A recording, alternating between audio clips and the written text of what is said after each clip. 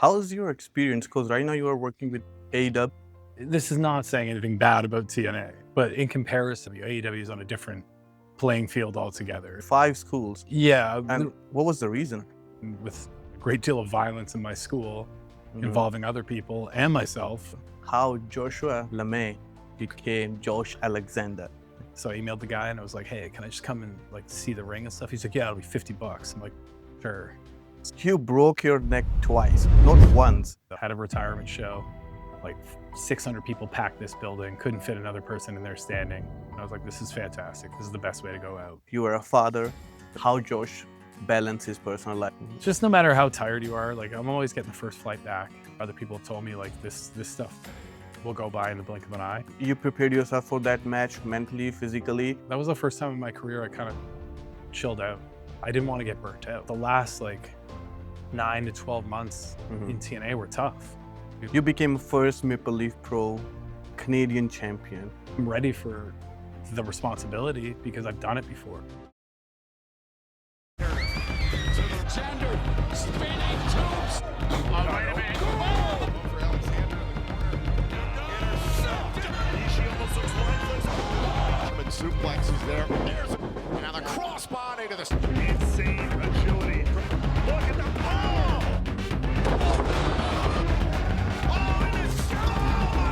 ਸਤਿ ਸ਼੍ਰੀ ਅਕਾਲ ਜੀ ਸਾਰਿਆਂ ਨੂੰ। ਮੈਂ ਹਾਂ ਤੁਹਾਡਾ ਆਪਣਾ international professional wrestler Bhupinder Gujjar. ਦੋਸਤੋ, ਮੈਂ ਤੁਹਾਡਾ ਸਵਾਗਤ ਕਰਦਾ ਹਾਂ ਟੌਪ ਰੋਪ ਰੇਡੀਓ ਦੇ ਵਿੱਚ। ਇਸ ਪੋਡਕਾਸਟ ਦੇ ਵਿੱਚ ਅੱਜ ਦੇ ਜੋ ਗੈਸਟ ਨੇ ਉਹਨਾਂ ਦੀਆਂ ਤਾਂ ਕੀ ਹੀ ਗੱਲਾਂ ਨੇ। AEW ਨਾਲ ਉਹ ਕੰਮ ਕਰਦੇ ਨੇ, 2 times TNA heavy weight world heavy weight champion ਨੇ, ਐਕਸ ਡਿਵੀਜ਼ਨ ਚੈਂਪੀਅਨ ਨੇ ਤੇ ਹੁਣੇ Maple Leaf Pro Canadian wrestling champion ਬਣੇ ਨੇ।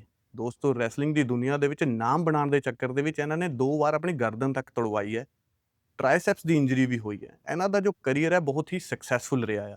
ਲੋਕੀ ਇਹਨੂੰ ਜ਼ਿਆਦਾਤਰ ਜਾਣਦੇ ਨੇ ਈਅਰ ਪ੍ਰੋਟੈਕਸ਼ਨ ਗੇਅਰ ਵਾਲਾ ਰੈਸਲਰ, ਜੋ ਕਿ ਇੱਕ ਆਪਾਂ ਪੰਜਾਬੀ 'ਚ ਕਹਿ ਦਿੰਦੇ ਹਾਂ ਜੋ ਹੈੱਡਫੋਨ ਵਾਂਗ ਕੰਨ ਨੂੰ ਪ੍ਰੋਟੈਕਟ ਕਰਨ ਲਈ ਇਹ ਗੇਅਰ ਪਾਉਂਦੇ ਨੇ। ਉਹਦੇ ਲਈ ਇਹ ਕਾਫੀ ਜ਼ਿਆਦਾ ਫੇਮਸ ਨੇ। ਆਪਾਂ ਜ਼ਿਆਦਾ ਤੁਹਾਡਾ ਸਮੇਂ ਨਹੀਂ ਲੈਂਦੇ, ਸਿੱਧੀ ਤੁਹਾਡੀ ਗੱਲ ਕਰਵਾਉਂਦੇ ਹਾਂ ਅੱਜ ਦੇ ਗੈਸਟ ਜੋਸ਼ ਅਲੈਗਜ਼ੈਂਡਰ ਨਾਲ। Josh, welcome on my podcast and thank you so much for coming. Thank you so much for making this happen. I know you are super busy. Of course. No, of course. I always make time for you, Boopy. You're the best. How's things going on? How's life going on? I mean, life is busy. Life is crazy. Being part of the AEW roster and everything that goes along with that, with Dynamite and Collision and pay-per-views and everything else. Mm-hmm. For sure, there's a heavier schedule than I was used to at TNA for 6 years. But even when I was with TNA, I was traveling all the time for independence. So, it's just par for the course with pro wrestling, man. You want to make it in this, you got to be able to put in the time and do the travel and all the stuff that's hard so that you can get in the ring and have fun. How's your experience? Because right now you are working with AEW. You just signed this year. Mm-hmm. And I know traveling, you just said that you're traveling a lot, but overall experience? Oh, it's been great. I don't want to this is not saying anything bad about TNA, but in comparison, if you're comparing the two entities of TNA versus AEW is on a different playing field altogether. It's just a much larger production. There's so many more things that go into it from a day-to-day. You're running bigger buildings. Everything from catering up to the travel to the hotels is just, first class. So they definitely take care of the people that are there. Not that TNA didn't, it's just that there's a different budget involved in these things, right? With national television on TNT and TBS. Right. So it's been great. It's been a learning curve, obviously. Everything in wrestling is, from going from small independent shows to big independent shows, then going to television for the first time for your explosion matches and your tryouts to, TNA and reaching the heights I did there. But it's something that I'm embracing and I'm enjoying. I wanted a bigger spotlight. I wanted, a bigger platform to wrestle on. I wanted bigger challenges, because with all that stuff comes bigger opportunities, and opportunities are everything in wrestling. That's a big thing. If you're enjoying it, if you're loving it, what else you can ask? I want to talk about all elite wrestling more, but first, I want to ask you how Joshua LeMay became Josh Alexander. How did you get into professional wrestling?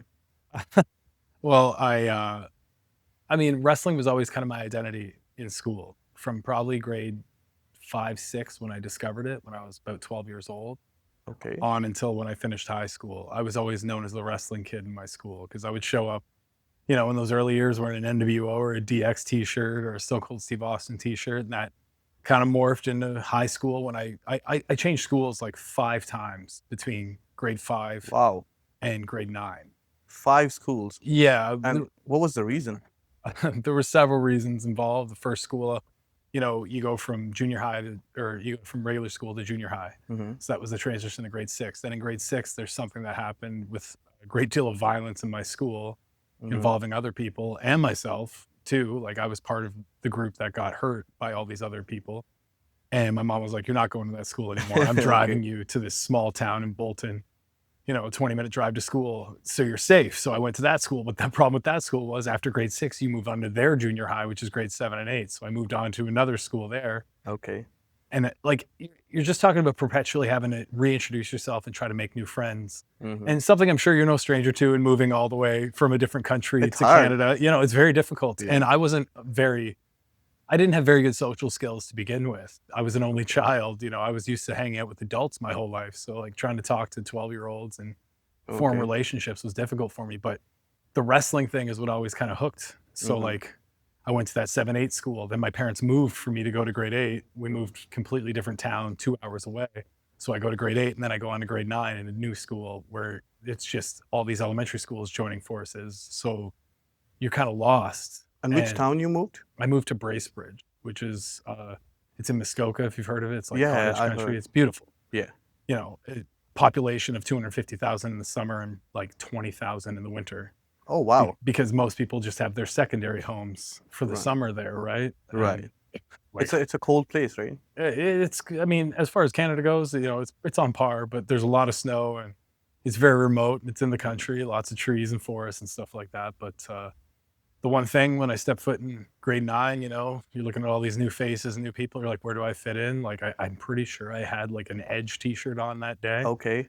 And I found my friend Isaac, who, like, I'm not sure if he was wearing a wrestling shirt, but he was like, "You like wrestling? I like wrestling too." And through that, I found my friend Matt. And these are the 3 people really that, you know, from my adolescence on to now adulthood that I still talk to this day. And it was like kind of wrestling that brought us together. Wow. So like then I leave high school and I go to university in Brock, St. Catharines. And again, trying to make new friends all over again. Like all my friends went to different colleges and schools. And I had no real, like, I had some like acquaintances and stuff. I didn't have a really good friends. And I discovered this was in 2005 and I'd never had high-speed internet up to this point. And Facebook had just begun. Like when I enrolled in university, you needed a student ID number to get a Facebook. It was exclusively for people in I universities. never heard about that. This is when it first started, yeah. And I remember I signed in for it and there was like a message board on it. And somebody had mentioned an independent wrestling show. And I was like, what? And I looked into it and I found a wrestling school in Hamilton, which was like a little over an hour drive away. Okay. So I emailed the guy and I was like, hey, can I just come and like see the ring and stuff? He's like, yeah, it'll be $50. I'm like, sure.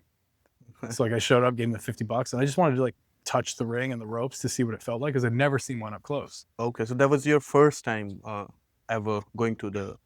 Like I've been to shows, but you're sitting in the 100s and the 200s. Like Right. you're so far removed from the ring, you still have no idea. I just wanted to see physically what it felt like. I was so curious. And I remember I pulled the ropes and I touched the ring. I was like, man, that's way harder than I thought it was going to be. Like the mat, right? And he was like, get in. And I'm like, okay. So like I get in, I like kind of awkwardly walk around. There's like 30 kids looking at me. Okay. And like, he's like, can you fall on your back? I'm like, I mean, like, what do you mean? He's like you're slipping on ice. I'm like, sure. And like, I just went for it.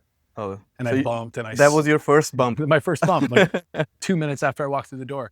And I remember I smoked my head and I was like, oh man, that hurt. And he's like, next time tuck your head and breathe out. I was like, okay. And I did it again. And I did it like flawlessly in comparison to the first one, at least.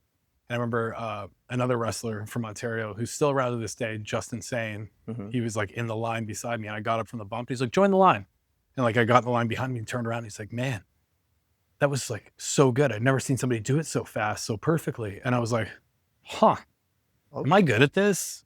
I mean, I like that I'm getting that like affirmation. So maybe I can do this. And I just like started going, like I went every single day after that, to the point where after a month, they gave me a key to the gym because I just kept wanting to train and be there.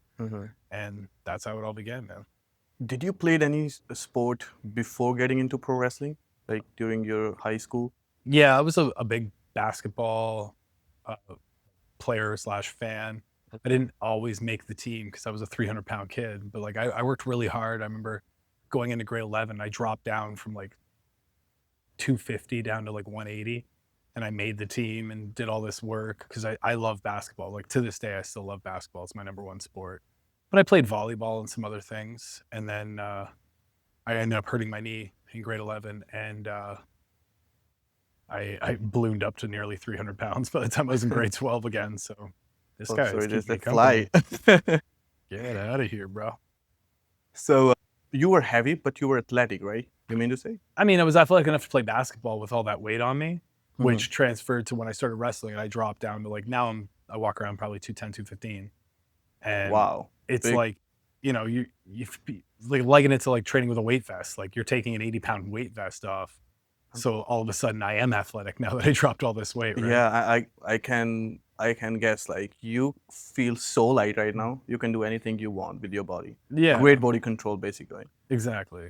And tell me about your first match on independent scene. How did you get your first match? For 6 weeks after I started that first day taking my first bumps. That was quick. Yeah, my school had a training show Okay. for all the students, their family, friends, everybody would buy tickets and come to this show. Mhm. And they would get paid like a small amount to wrestle on this show, obviously. But I remember I was just there to support and, hang out with the people in the community now that I'd become friends with because we all liked wrestling. And there was a wrestler on the show that had to leave and not be part of the show because he got a real booking somewhere else on a different show. Okay. And the other wrestler who was his tag team partner that I was like, well, what am I going to do? Now I don't have a tag partner, blah, blah, blah. And he was like, oh, Josh can do it. And he's like, Josh, he's been here for like 5 weeks. He's like, no, he can do it. He's the best one in the class. And like, I was just like, no, I can't do it, guys. No chance. I'm not here to wrestle. Like I always say, like, I just wanted to touch the ropes and then I just wanted to train. I never had any ambition of doing this because I didn't think I could. Like at the time, Batista, Randy Orton, all these people are on TV and I'm clearly not that. Right. So, I got forced into it in my first match. I still have it on DVD somewhere. I'm never going to show anybody, but I think you need to show me. I need to see that. it's a 4-way tag match and it's like 42 minutes long. Okay. And that was my first match. Okay. So, yeah. So you spent, correct me if I'm wrong, like 2 decades in independent scene before signing your big contract, right? Well, I can correct you a little bit. I believe it was, let me do the math, 14 years on the indies. 14 years. And then I signed with TNA. Wow, that's a long time. You're telling me.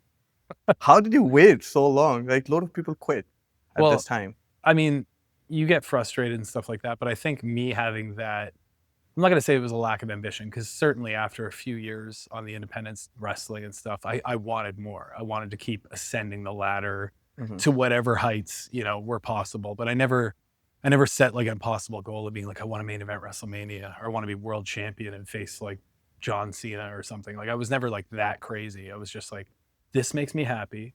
I want to keep doing it. And then as I kept doing it, I was like, I'm getting good at this. I need a bigger challenge now. I need to move on to this.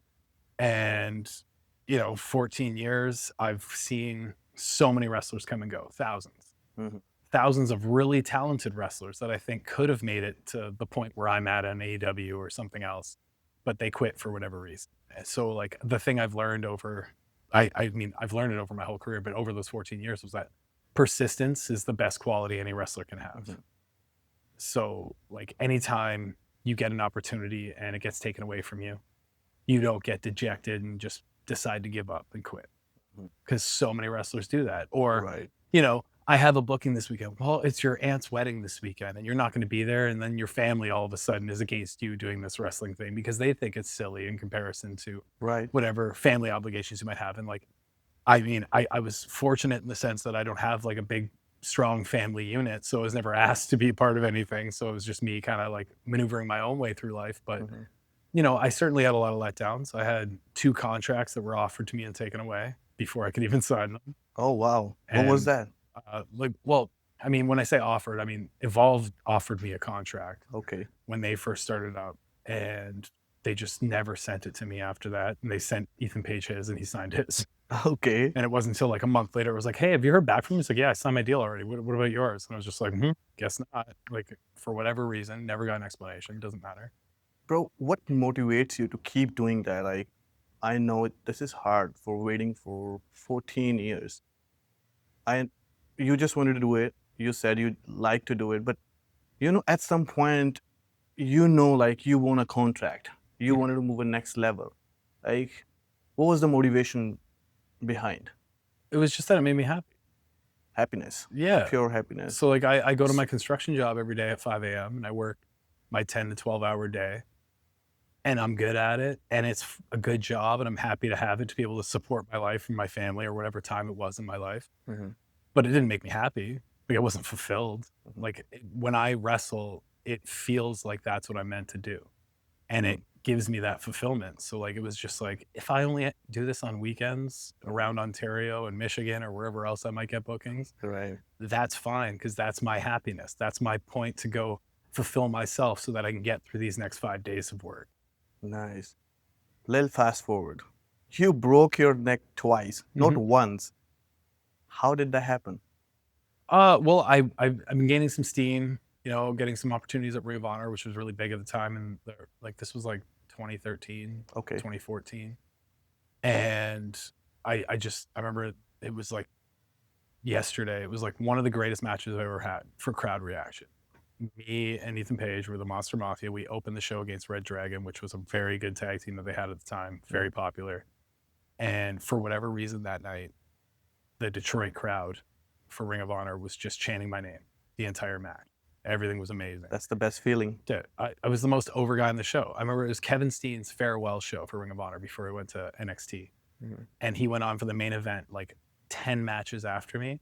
And they were chanting, "We want headgear" during his match.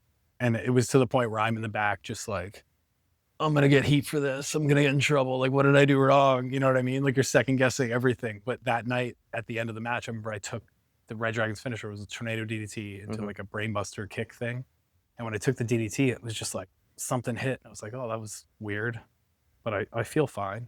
And then I drove home and like 2 days later, I went to do like a lift at the gym and something popped and let go. And it was just like atrophy, hot coffee. And I was like, oh, something's messed up. And that was my first neck break. And that was the time when doctor told you that you can't wrestle? Yeah. So I did the first surgery. I got my neck fused, C4, C5 in September of 2014. I returned to wrestling at the end of October in a match with Ricochet, and I was fine working around it, still trying to chase that Ring of Honor contract that had been kind of talked to everybody but us, I'm guessing, because we'd all heard it secondhand. Oh, they're going to sign you guys. They're talking about it, blah, blah, blah. And we're like, okay. And I did that, and then I got a booking at PWG, which was like the be-all, end-all of all indie bookings. If you wrestle for PWG, you are going to make it somewhere, and you're successful there. So we went and did that, and then it was like my second or third match for PWG, like third straight month I've been brought back to California. And I took a powerbomb Meteora thing off somebody's shoulders, and when I fell, I landed like right on the back of my head. My chin just touched my chest, and like the second it happened, I was like, you knew. I was just like, that was messed up. There might be something wrong, but I felt fine, and I flew home, and like same thing. 2 days later, I went to do I was doing CrossFit. You never went to doctor? Well, no, because like I was like, I'm fine. Nothing feels like, I'm not in pain. Nothing feels messed up. There's no neurological things. And I was doing CrossFit competitions at the time, and I went to do a muscle up, and I did a muscle up on the rings, and when I came down, something popped. Oh my God. And I was like, not this again. And like, if we're talking about like persistence, what keeps you going and stuff like that, in that moment, I was like, I cannot go through this. I cannot go through another neck surgery. I cannot go through another like, because I just rebuilt myself. Which year we are talking about? This is now March of 2015. Okay, after almost year or 2 years. First one was only 8 months before. Oh, yeah. Right after 8 months. Yeah, I didn't rehab my neck the first time, which was my stupidity and my recklessness and all this stuff. And you learn lessons. Hopefully you learn from your mistakes, and I definitely learned from that one. But so my doctor was just like, yeah, you broke the other level. We're gonna have to fuse like your whole neck. You can't wrestle ever again. So I retire. I do a bunch of matches. on my way out, just being careful with my neck because I wanted to finish out the way I wanted to finish out. Had a retirement show, like 600 people packed this building, couldn't fit another person in there standing. Was like the warmest reception you could ever get for your send off. And I was like, this is fantastic. This is the best way to go out. And I had my neck surgery like a week after my last show, that show. And when I woke up, there was no neck brace on. And I was like, this is really weird. And I had to wait like a day for the doctor.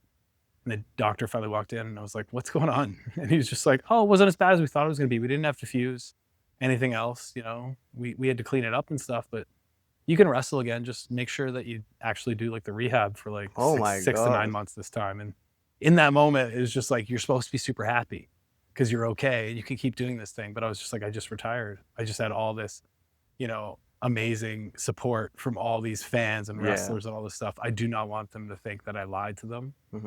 So I'm just going to stay retired and not tell anybody. Wow, that's a big decision. Yeah. But like at the time, like Lucas had just been born in December of 2014. So, you know, I was a new dad and I was just like, I have all these responsibilities. I can't, you know, I got to be here for my son and not take these Fridays off to, you know, do wrestling shows for $50 to $100 or whatever I was making at the time. So I was just like, I'm just going to stay retired. And then it was like maybe 6 months later, I went out with some friends, had a few drinks, and I was just like, I just let it slip. Conversation. And Ethan Page was the one, when I told him, he was just like, oh, you're coming back. And I was just like, I can't, man. Like the fans, all this stuff. He's like, forget about them. You're miserable. This makes you happy. You're meant to do this. You're coming back.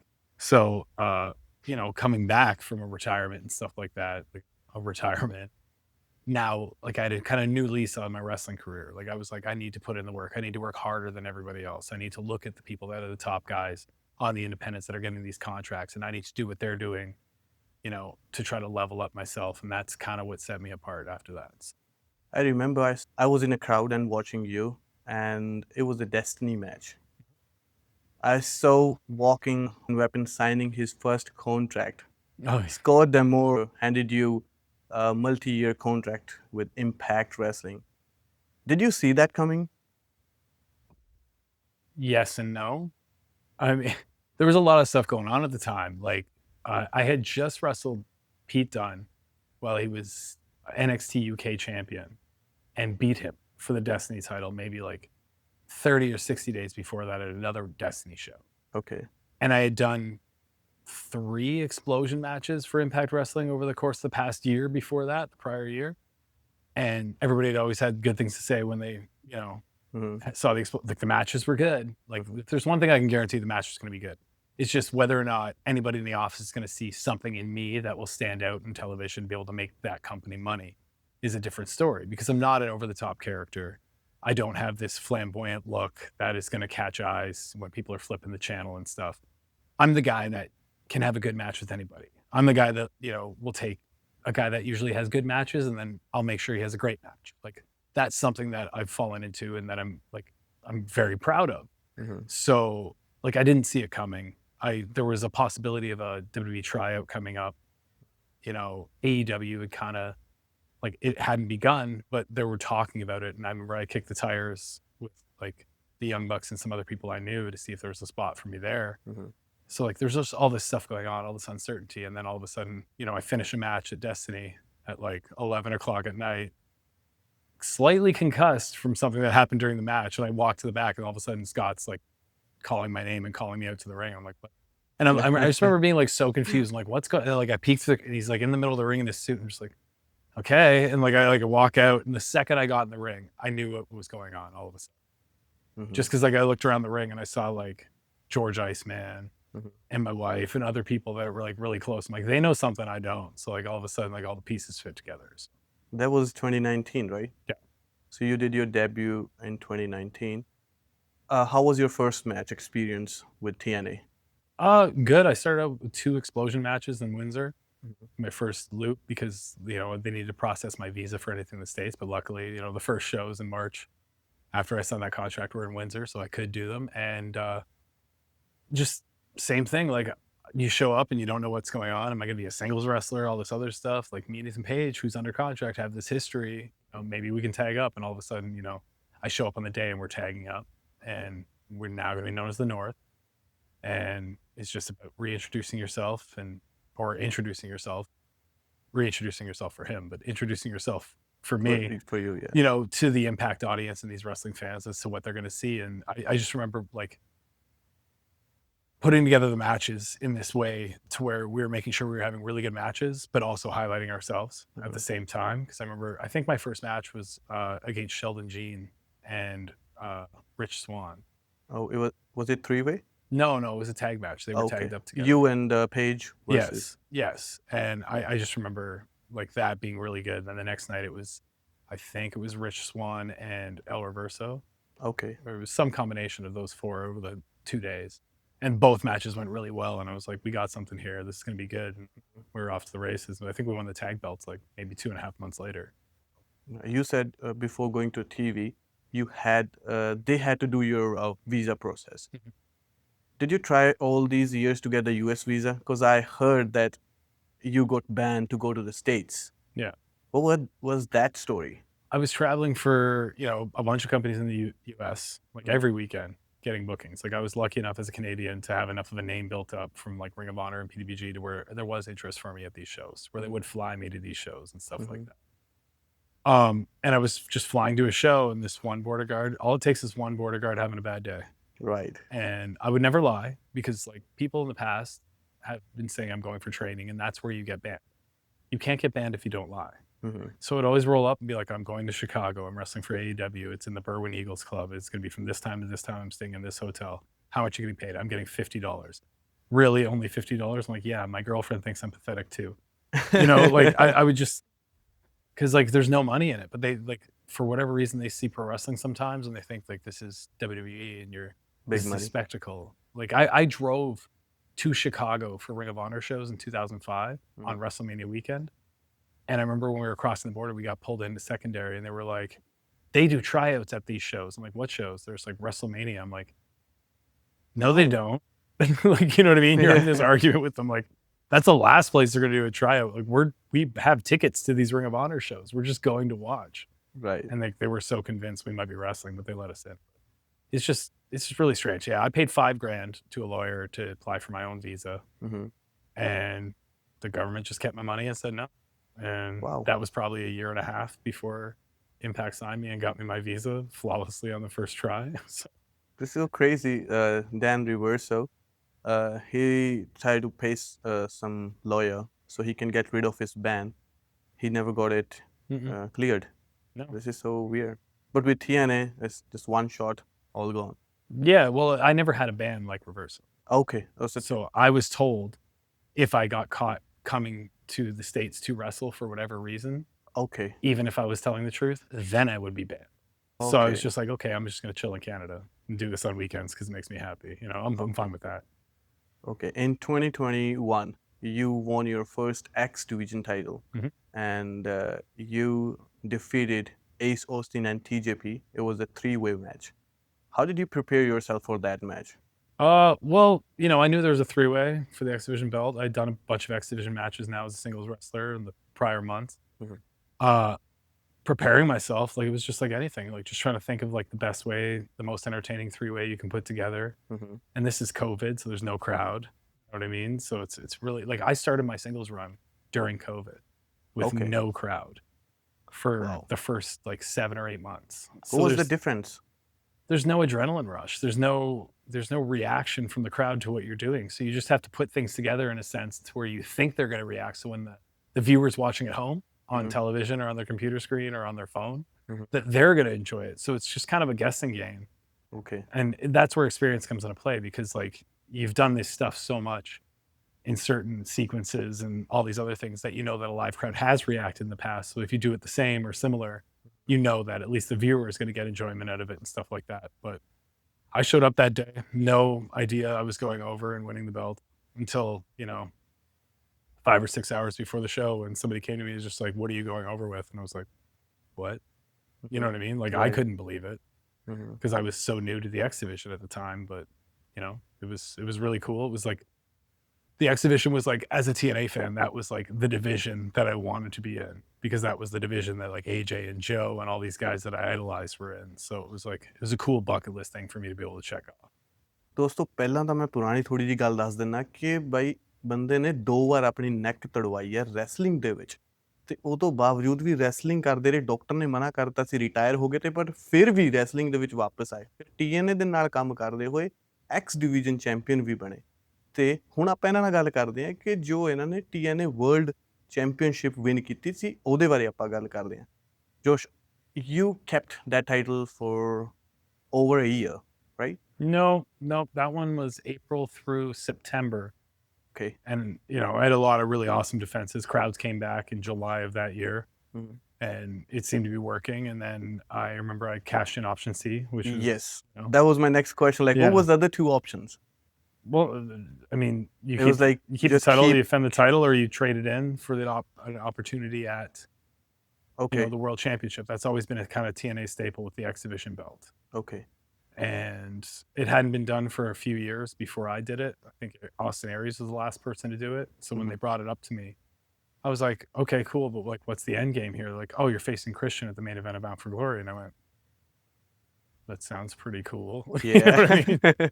To me, the main event of our biggest pay-per-view against, an outside talent from AEW at the time, holding our championship, somebody that grew up 20 minutes from where I grew up. Right. That I idolized as a Canadian wrestler, as like an 11-year-old kid watching him fall through tables in Madison Square Gardens at Royal Rumble. You know what I mean? Like, this is really cool and full circle for me. So I jumped at the opportunity, obviously. So you picked option C, and you had to relinquish your title for the Impact World title. For a shot at it, yeah. For the shot, and you took that risk, and you won the championship. It paid off for 30 seconds. Yeah, just for 30 seconds, but you won it again against Moose. Yes. And when finally the title was on your shoulder, like, you had any plans what you're going to do with it? Because now you have the power. You have the power to talk to the office that I want to do this and that. Well, I mean, I was talking to the office probably around when I cashed in option C. When they realized they were going to run with me for that Christian main event to bring back the championship, that's when kind of the relationships opened up, and like people started like making more time for me because they knew that I was an asset they were going to try to invest in, right? So like they knew they had to work with me and try to make me better. So it was easier to have these conversations and stuff. But, the losing to Moose in 30 seconds at the time, when they said it, I was like, oh man, I can't hold it for any longer than that. It's real. But then when you see it all play out, like it worked out perfectly, because I'm a new baby face to this audience. Even still, like it had only been, 8 months since I went on my singles run and started out as a baby face and did the exhibition thing. And I wasn't ready to like carry the company and be the guy. But by the end of the 7-month chase after Bound for Glory to Rebellion, which again, a year after I won the exhibition belt, I win the world championship from Moose, and one of my favorite matches ever. You know what I mean? That's when like I believe I was actually ready and capable of carrying a company and being the guy at the main events that, would go out there after all these crazy matches and stuff that people had seen and still be able to raise the bar. So. How do you prepare yourself for the promos, especially on the pay-per-views? Because it's live and it's a big responsibility. It's the same, it's hard as wrestling, because a lot of people think promos is not, like, especially people from India, they do not, they are pretty new to wrestling, so they don't know the importance of promos. How do you prepare yourself? Well, it's weird. I used to prepare so much. I used to try to like rehearse and go over the best words and ways to say these words and to make the most impact and all this other stuff. And it's very strange, because when you do them in the back, like a pre-tape, it's very cold, and you don't really have like, you don't have anything motivating you or a way to like get your adrenaline up to be able to like really sell this promo. That's where you really have to be an actor and put yourself in that place in your mind. But then live promos, I remember I went out prior to the Christian Cage match, had like a 10-minute one-on-one mic battle, and like you go to read the script, and the script just said, Josh runs down Christian, Christian runs down Josh, sell the match, guys. That's all it says. And like prior to it, I'm trying to like think of things to say, and I keep jumbling my words and all this stuff. And I remember right before I went out, I just went, whatever, I'm just going to say whatever. I'm just going to speak from the heart and see what happens. And it was like one of the better promos I ever cut at the time, for sure. and I went toe to toe with Captain Charisma on the mic. Mm-hmm. You know what I mean? I hit him with a few like hard lines that just popped up in my head because like growing up, like I'm talking with my friends and stuff, we can talk smack. You know what I mean? Right. Like I can give it back and dish it back and forth. You know what I mean? Right. Like, but then in wrestling, like I tried to just overproduce it in my mind to where it wasn't like authentic and real. So like just right before I went out, Mhm. still to this day, right before I do anything, I just take a deep breath and go, whatever happens, happens. Right. Like I just did my first 1 minute pre-tape for AEW Okay. by myself like a few weeks ago, and they came and got me and they're like, can you do this pre-tape? I'm like, we need it like real quick. I'm like, sure. Mhm. Like I walk over, they're like, okay, 10, 9. And I'm just like, I didn't thought about what does it say I need to say? They're just like, oh, it's about your match tonight.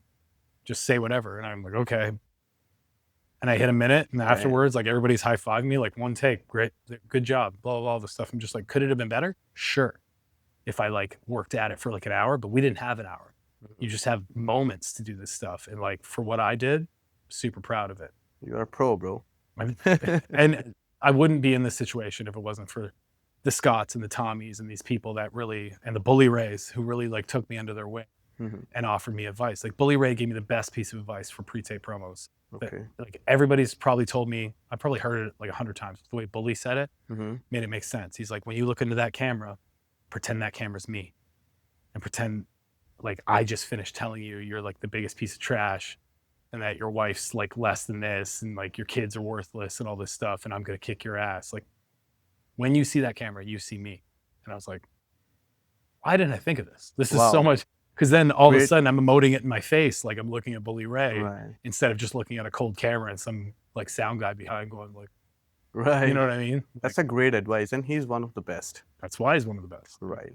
And you had your first defense against Japanese legend, New Japan Pro Wrestling legend Tomohiro Ishii. Mhm. And the second one was with EY, Eric Young. And the third one was with Alex Shelley. Mhm. Wasn't it? Third one was Joe Doring, Oh, third. Okay. his final match. Oh, that was his final match. Yeah. Which one was the hardest match? The Joe match. Okay. Like I'm proud of every single defense I had when I was world champion. I think they all told a story. They all told different stories. They were all executed, you know, pretty damn well. Like you're never going to get to 100 with me. I'm always going to find something that I'm not happy with. But I was very proud of everything that happened there. The Joe match was difficult because and it's difficult for different ways. Like my first defense against Ishii, Mhm. the crowd is 50-50 split right away. No matter how big of a babyface and how much they believed in me, I'm a babyface champion that has now ascended the mountaintop. So once you finally ascend the mountaintop, they're like, what's next as a babyface? Because the chase is over, right? So you're facing a legend in Tomohiro Ishii. All of a sudden the crowd's 50-50. By the end of the match, they're on board. Mhm. It's an uphill climb. Then I go on to face EY in Slammiversary in Nashville, where he lives. His hometown. Hometown guy. Even though he's Canadian, he has resided in Nashville for the last 15 years, and all the wrestling fans know it. Mhm. So by the time I go out there, and a TNA legend on the 20th anniversary Slammiversary show. Right. So it's all a big celebration for TNA, and we're seeing this TNA legend go against this new young pup champ. So Right. 50-50 split. The Joe match didn't have that because Joe was a tried and true heel. And I Right. don't think many people thought he stood a chance of beating me. Right. Right. So like they were very high for me, but Joe had a fair bit of like medical issues at the time that he Mhm. was not telling anybody about. Mhm. Joe knew about his brain tumor and he Okay. was very ill he was very ill at Slammiversary Mm. and he just wasn't telling anybody And he was because he just wanted to get through this and then have his surgery after that match. right. And he never told me. And then during the match, like there's portions of that match where like you can tell his head's not all in it because, you know, he's dealing with a great deal of pain that he's in and all this stuff, or he's about to be sick and he needs to like Mhm. compose himself because he was throwing up a lot and stuff. So like for that to come out the way it did, super proud of it. And I'm super proud that like I could have had his last match. Not that I even knew it was his last match. If I had known, I can't say I would have tried any harder because I try like hell every single time to have the best match I can. But like that, then Shelley, then Eddie Edwards, Mhm. Rich Swann, like I want to talk about the match with Will Ospreay. I remember Mhm. when you had like 2 nights, 2 matches in a row. Yeah. And which one was your favorite? I have favorites for different reasons. So the first one, I main evented Bound for Glory in a losing effort to Alex Shelley, and I tore my lat. Mhm. Partially tore my lat. And I woke up the next morning, I was like, I don't know if I can wrestle today. And I knew it's the will match. Right. And I get to the show, and like everybody By the way, knows, how did you tear your pec? I got my lat, you mean? Yeah. Yeah, I got Oh, your lat. I got sorry. up and over the top rope in the middle of the ropes. And I Okay. remember when we spoke about it, I was like, make sure it's in the corner because I'm not comfortable in the middle of the ropes. Right. And when he sold up, he was in the middle of the ropes. I was like, oh, whatever. And as I ran towards him, he's trying to like edge his way to the corner. So we only got like halfway to the corner, and we up and over. And I grabbed the rope to try to hold on, and it just pulled, and it And then, snapped okay. something in my lat. And I thought I hurt my shoulder, and I was like, damn, I messed up. Finished the next 15, 20 minutes of the match, get to the back, realize, something's wrong. Mhm. Everybody knew about it. I get to the show. Scott's like, I don't know if we're going to have you against Will tonight. I'm like, you're not taking this away from me. Right. I'm like, I can do it. He's like, are you sure? They sent me to medical. And I remember they're putting me through all the stress tests. They're like, does it hurt? I'm like, no. In my head, it was killing me. you. But I'm like, no. And like, I can physically move it enough to where I know I can have this match. And we went out and we killed it. And you guys did it. Because he knew that was his last match in TNA Okay. they would ever have, because he'd already committed to AEW at the time. Mhm. And he was putting me over, which is also, a feather in the cap and something he didn't have to do, Right. but he wanted to do to anoint me as like even more of the guy at TNA. So like, I'm very proud of that one too. And I think that one raised the bar and was a better match than the first one, but different reason. Yeah. And after that, 2023, you became the longest reigning Impact World Champion. You surpassed Bobby Roode. Yeah, I surpassed Bobby Roode, Sting, Kurt Angle, Johnny Impact. I mean, I had a T-shirt with all the names of the top 5 reigns, but I'm like 30 or 40 days above all of them. And then you had to kind of vacant the title because of your triceps tear. Yeah. What happened? Just wrestling in Mexico. My elbow had been bothering me for a little bit. Like it'd been weird, like doing tricep extensions and like other presses. I'd been like, feel like I have like a bursa sac issue or something, but you never know. It didn't hurt that much. Do you think you could have saved yourself from that injury if you had looked earlier? I think it was partially torn, and I just never knew. Okay. And then I took a bump in Mexico from Joe Hendry for a AAA show that was like kind of co-promoted with Impact. Mm-hmm. And when I bumped, it just like shot up into my armpit, and I knew right away. Something is off. And I flew straight to Orlando and had surgery 2 days later. And then it was like I would say it was a long 4 months back, but to come back from a tricep tear surgery in 4 months is like almost half the time it usually takes. So pretty happy about how fast it all came together. Right now, I want to ask you a little bit about your personal life. Okay. It's a lot about wrestling, but I want to know how Josh balances his personal life. You are a father, you have 2 beautiful sons, and you travel almost every week now with AEW's super busy schedule. Mhm. How do you balance? It's much easier when the kids are in school, Okay. because like the balance is like I get to spend time with them all the time when I'm home. Like 100% of my time when I'm home goes towards my family, just to like make up for being gone for 2 days or 3 days a week, whatever it is. Mhm. But when they're in school, at least my wife has some relief from not having to, watch these 2 crazy, insane young boys all day long. Mhm. So now that it's summertime, it's a little more difficult. You got to plan some activities and stuff like that. But just no matter how tired you are, like I'm always getting the first flight back. If I'm on the West Coast, I'm trying to get a red eye. So I land at 7 in the morning and I can be home just as they wake up, just to maximize the amount of time. Cause like, I think I've learned lessons from other people instead of like making the mistake myself of prioritizing everything for me instead of my family and stuff like that, to where other people have told me like this stuff will go by in the blink of an eye. So make sure you soak it in while you can. So like, I'm just trying to soak everything in, because like, Lucas is 10. I can already see it coming now. Like in 2 years, he's not going to want to have anything to do with me. He's going to want to hang out with his friends all the time. So I only got like 5 years left with Jet. So I'm going to soak it all up while I can. Which one is more energetic, Jet? Jet. It's hard to control sometimes. 100%. Yeah, that was like, you knew the answer to that question already. Lucas will chill out and be like, I just want to sit down for a bit. And Jed will be like jumping on top of him. You know what I mean? Like, let's Yeah. do this. Let's do that. Yeah, I see him like whenever I'm at your place to see you. He's like always doing something, jumping, doing elbow drops on the big sofa. He's Nonstop. yeah. Yeah. He's 7 though. So by the time he rounds around, 11, 12, so he's going to calm down a little bit. But hmm yeah. 2025 this year, you signed with AEW and you had your first match with Adam Page. Yeah. And nobody has no clue that you're gonna be there. And it was a surprise. Owen Hart Classic. classics.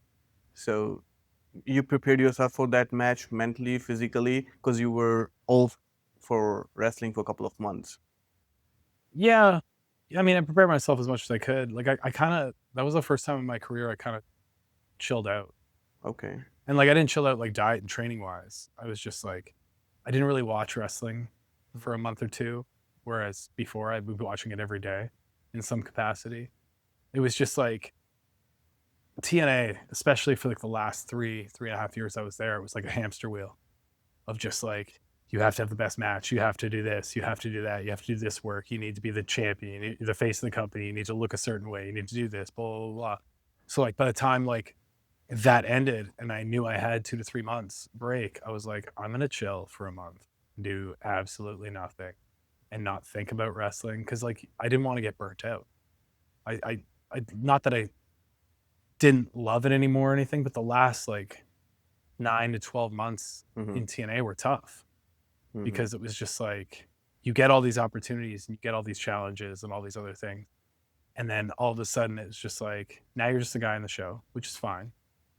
But like, there's no adrenaline rush of like, can you do this? Can you pay this off and all this stuff? Like, is less anxious for me. And I think the anxiety of like, can you rise to the occasion is like kind of the juice I get out of wrestling.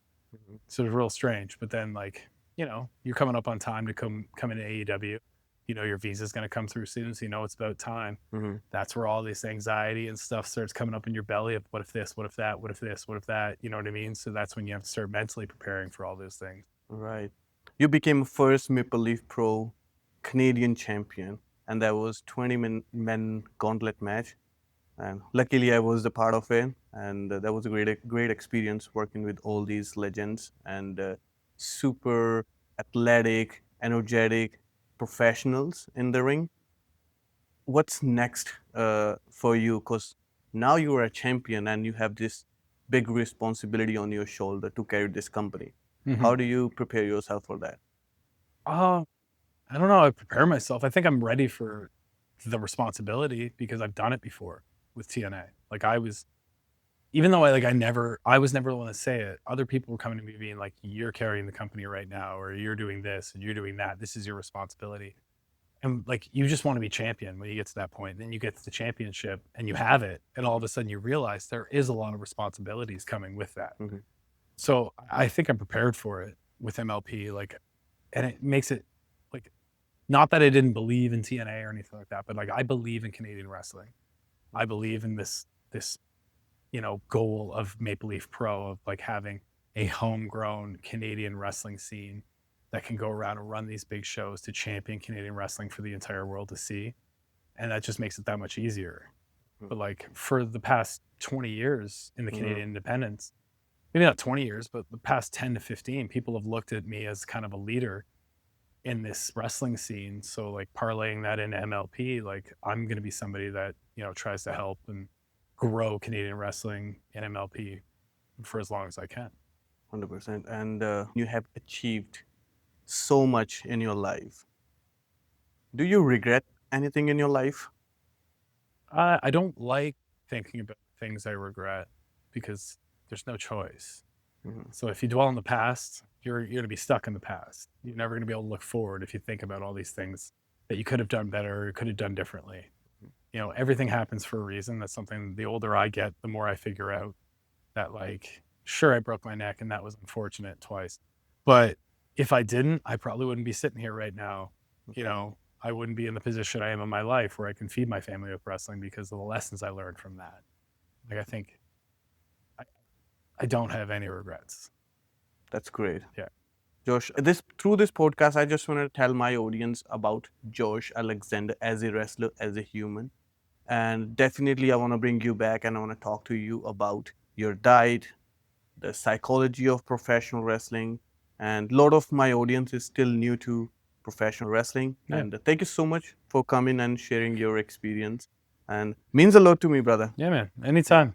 Thank you so much. Yeah, you can bring me back whenever you want. You got to bring my wife in sometime, though. 100%. She's got way more to say than I do. So. Okay.